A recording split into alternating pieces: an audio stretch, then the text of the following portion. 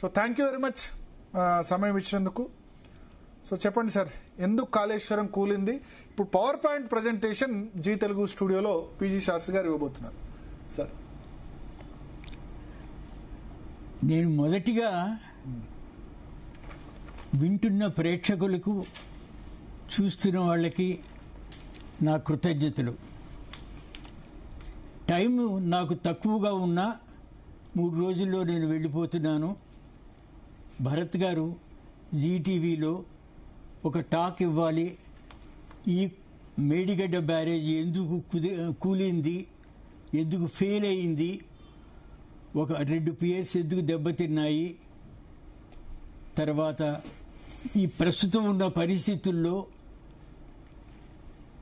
సివియర్గా ఉన్న డ్రౌట్ కండిషన్స్లో, ఎల్నీనో పరిస్థితుల్లో ఏదైనా మేడిగడ్డ నుంచి వాటర్ని లిఫ్ట్ చేసి రైతులకు కొంతవరకు సహాయం చేయగలమా, డ్రింకింగ్ వాటర్ ప్రాబ్లం ఏమన్నా సాల్వ్ చేయగలమా అని ఈ పరిస్థితుల్లో మీరు కూడా మీ ఒపీనియన్ చెప్పవలసింది అని అన్నప్పుడు నేను సంతోషంగా వారి ఆహ్వానాన్ని రిసీవ్ చేసుకున్నాను.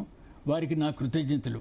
సార్, ఇవాళ నేను ఇస్తున్న టాపిక్లో 2 ఆస్పెక్ట్స్ మెయిన్గా ఉన్నాయి. నేను ఇందాక చెప్పినట్టుగానే cause of failure of Medigadda barrage and the barrages upstream of Medigadda, both at Annaram and also at Sundilla. Sir ఒకసారి ప్రజెంటేషన్ చూపించండి, ఆ పిక్చర్ దానిలో. Yes sir. మీరు ఇక్కడ చూస్తున్నారు గోదావరి రివరు వెస్ట్ నుంచి ఈస్ట్కి ఇలా ఫ్లో అవుతూ వస్తుంది.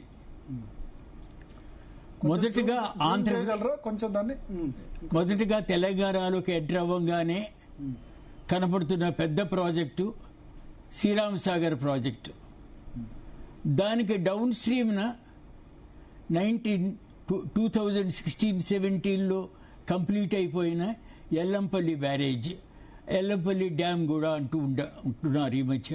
ఇదివరకు ఎల్లంపల్లి బ్యారేజ్ అనేవాళ్ళు, ఇప్పుడు ఎల్లంపల్లి డ్యామ్ అంటారు. డౌన్ స్ట్రీమ్న కాళేశ్వరం ప్రాజెక్టులోకి కాంపోనెంట్గా వచ్చిన 3 బ్యారేజెస్ కొత్తగా కట్టిన ఉన్నాయి. అప్ స్ట్రీమ్ సైడ్ ఏమో సుందేళ్ల, డౌన్ స్ట్రీమ్ సైడ్ ఏమో అన్నారం, తర్వాత ఫర్దర్ డౌన్ స్ట్రీమ్ సైడ్ మనకు ప్రాణహిత గోదావరిలో కాన్ఫ్లుయెన్స్ అవుతుంది. దాని కిందనే తక్కువ దూరంలోనే మేడిగడ్డ బ్యారేజ్ కూడా కాళేశ్వరం ప్రాజెక్టులో భాగంగానే కట్టారు. తర్వాత గోదావరి సౌత్కి డిఫ్లెక్ట్ అవుతుంది. అబ్రప్ట్గా ఇక్కడ ఫర్దర్గా గోదావరిని చూడొచ్చు. ప్రస్తుతం మనం మాట్లాడేది, నేను ఈ రెడ్ కలర్లో చూపించిన స్పేస్ ఉంది ఇక్కడ. డౌన్ స్ట్రీమ్ సైడ్ ఏమో Medigadda barrage, further upstream ఏమో Annaram barrage, further upstream ఏమో సుద్దెళ్ళ బ్యారేజ్. ఈ 3 కొత్తగా కట్టిన బ్యారేజెస్. వీటిని గురించి ఎక్కువగా మనం ఇవాళ మాట్లాడబోతున్నాం. ఈ ప్రాజెక్టులోనే, కాళేశ్వరం ప్రాజెక్టులోనే ఎన్నో కాంపోనెంట్స్ ఉన్నాయి. ఇది చాలా పెద్ద ప్రాజెక్ట్. ఇది ఆ కాంపోనెంట్స్ నుంచి ఎక్కువగా మాట్లాడేది ఉండదు నేను ఇవాళ. Kaleshwaram project as a whole గురించి కొంచెం ఏమైనా ఆ ప్రశ్నలు వస్తే యాజ్ ఏ హోల్ వెరీ బ్రీఫ్గా నా పాయింట్ ఆఫ్ వ్యూ చెప్పగలను. ఒక ఏరియల్ వ్యూ, దీన్ని ప్లాన్ అంటాం. ఆ aerial view of Medigadda barrage చూస్తున్నారు ఇక్కడ. ఇది direction of Godavari. Medigadda barrage Godavari మీద ఉంది, కాన్ఫ్లుయెన్స్ విత్ ప్రాణహిత డౌన్ స్ట్రీమ్న. This is the direction of flow. This is the right bank of Godavari, this is the left bank of Godavari. ఇది మధ్యలో మీరు చూస్తున్నారు ఎన్నో పియర్స్ ఉన్నాయి. ఆ పియర్కి మధ్య దూరాన్ని బే అంటాము. ఓకే. అలాగా రైట్ బ్యాంక్ నుంచి లెఫ్ట్ బ్యాంక్ వెళ్తే 85 బేస్ ఉన్నాయి. Okay. You can see all the bays clearly here. అంటే 85 గేట్స్ అనుకోవచ్చా దాన్ని? ఎస్. 85 గేట్. 2 పియర్స్ మధ్య పోర్షన్ ని గేట్ పెడతారు. Okay. రేడియల్ గేట్ పెట్టారు ఈ కేసుల్లో. ఈ రేడియల్ గేట్స్ ఇక్కడ మీరు చూస్తారు, అవి కూడా కనబడుతున్నాయి డార్క్ కలర్ లో కొద్దిగా.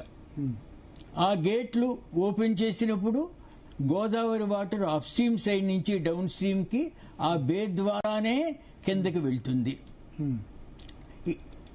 ఇది డైరెక్షన్ ఆఫ్ ఫ్లో. అందుకని దాన్ని లెఫ్ట్ బ్యాంక్ అన్నారు, దీన్ని రైట్ బ్యాంక్ అన్నారు. ఇక్కడ మనం ప్రైమరీగా చూడవలసింది ఏమంటే రివర్ బెడ్ లెవెల్ ఏమో అబౌట్ 88 ఉంది metres above mean sea level.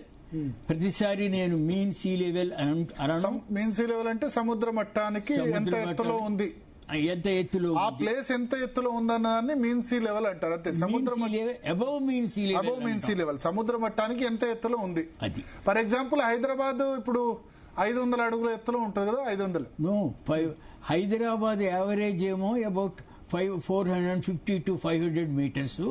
కానీ తెలంగాణ మాత్రం ఈవెన్ 600 మీటర్స్ లో కూడా ఉంది. ఓకే. అంత ఎత్తులో ఉంది. మెదక్ లాంటివి కొంత 600 దగ్గర ఉన్నాయి, కానీ మేడిగడ్డ దగ్గర 100 అడుగుల ఎత్తు దాదాపు. మేడిగడ్డ దగ్గర అది దగ్గరగా 100 మీటర్లు. దాన్ని 100 అడుగులు కాదు, 100 మీటర్లు. 100 మీటర్లు. హైదరాబాద్ కూడా 500 మీటర్ల ఎత్తులో ఉంటుంది సముద్ర మట్టానికి. సో పాండ్ లెవెల్ 100 మీటర్స్ అంటే 100 మీటర్ల ఎత్తున ఆ మేడిగడ్డ బ్యారేజ్ నిర్మించారు. పాండ్ లెవెల్ అంటే నేను ఇంకా ఇక్కడ చూపిస్తున్నాను. పాండ్ లెవెల్ ఒక సిచ్యుయేషన్ చూపిస్తున్నాను. ఇది వాటర్ ఎలాగా గోదావరిలో ఫ్లో అవుతుందో మేడిగడ్డ బ్యారేజ్ మోర్ క్లియర్ గా చూడొచ్చు మీరు. బేస్ కూడా చూడొచ్చు. ఇక దీనికి pond level 100 metres. Pond level అంటే ఏమిటో, అది ఎంత ఇంపార్టెంటో బ్యారేజ్ లో నేను చెప్పబోతున్నాను నెక్స్ట్ స్లైడ్స్ లో.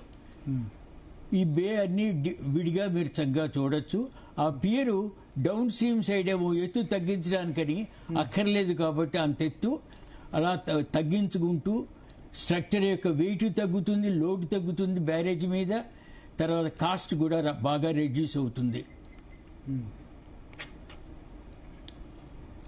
ఇది లాంగిట్యూడల్ సెక్షన్. ఇప్పుడు మీరు చూస్తున్నది అంతాను longitudinal section along Godavari.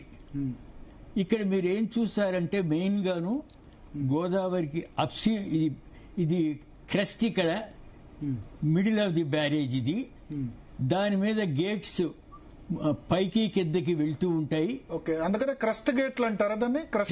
Crust కుండే గేట్లను క్రస్ట్ గేట్స్ అంటారు. ఓకే. రైట్. తర్వాత ఇదంతా అప్స్ట్రీమ్ సైడ్ పియర్ ఏమో ఇక్కడ బిగిన్ అవుతుంది. ఇక్కడే రోడ్ బ్రిడ్జ్ కూడా ఉంది. Above the high flood level road bridge ఉంటుంది. ఇదంతా డౌన్ స్ట్రీమ్ పోర్షను. ఆ పియర్ అప్ స్ట్రీమ్ నుంచి డౌన్ స్ట్రీమ్ వరకు ఉంటుంది. తర్వాత మీరు ఇక్కడ up stream cut off wall అంటారు. సింపుల్ గా మనం వీటిని బ్యారేజెస్ అనకుండా barrage on Sandy river bed అంటాం బెటర్. ఎందుకంటే బ్యారేజెస్ రాకీ రివర్ బెడ్ మీద కూడా కన్స్ట్రక్ట్ చేయొచ్చు. నేనే చైర్మన్ గా ఉండగా